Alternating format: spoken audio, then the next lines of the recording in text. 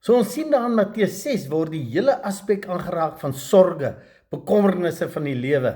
En die heeltyd as jy mooi daar lees, praat hy van dit gaan oor 'n gesindheid, 'n ingesteldheid waarmee jy leef. Toe sê hy as jy heeltyd bekommer is, gaan jy net meer en meer sukkel met die lewe, met die uitdagings.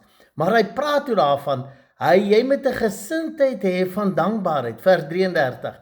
Celebrate die koninkryk en geregtigheid van God en daai goed sal toegevoeg word. Alles waaroor jy bekommerd is. So dit gaan oor 'n gesindheid en ek wil jou uitdaag.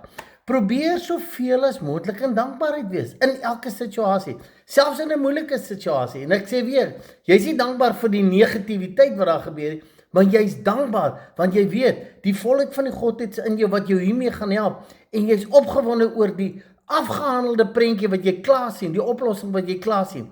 Probeer soveel as moontlik in dankbaarheid stap.